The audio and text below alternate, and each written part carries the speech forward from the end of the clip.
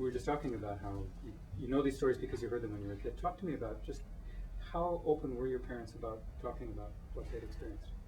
We really did not learn it straight from them. I mean, they didn't take us and said, sit down and we'll tell you a story. It never happened that way. It's, for example, my father will have his cronies with him. They sit down and have a few drinks and so on, and they'll talk about the old days, you know, what happened to them.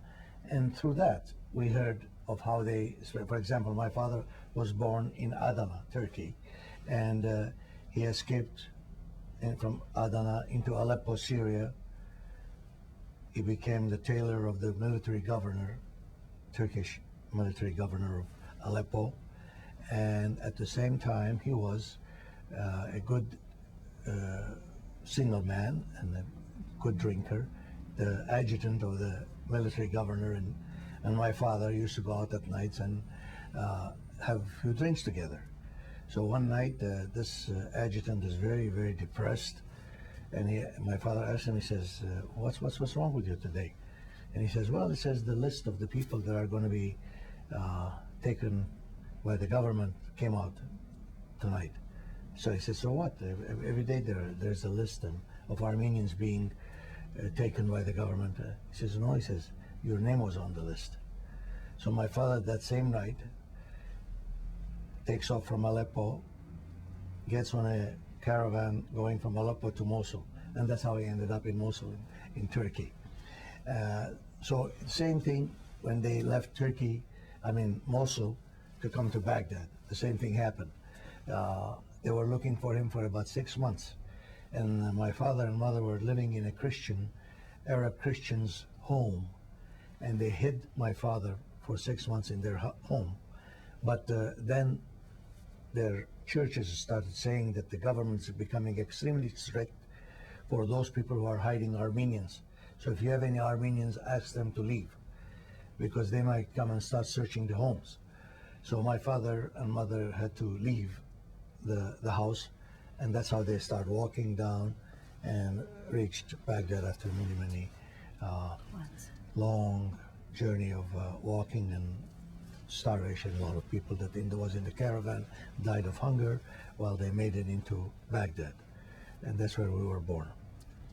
And do you know, when they were in Baghdad, were they supported and helped by Muslims in Baghdad or only by Christians in Baghdad?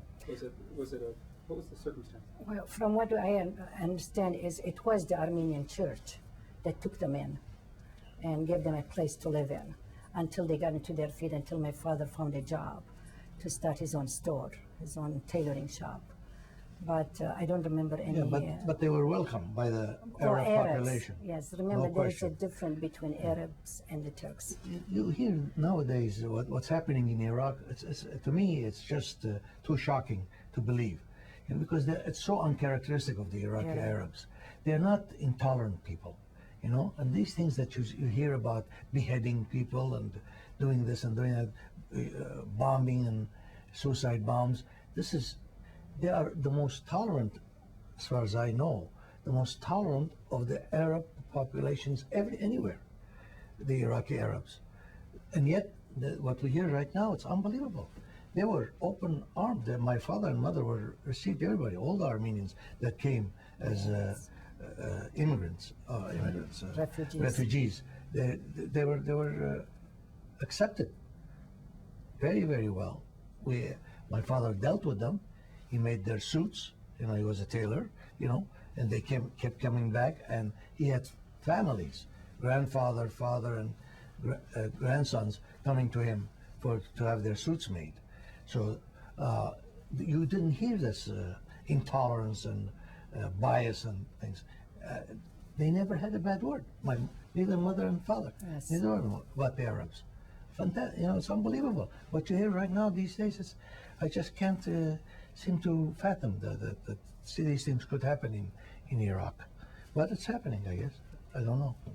Things change. How old your parents were when they went to Baghdad, and when did they meet?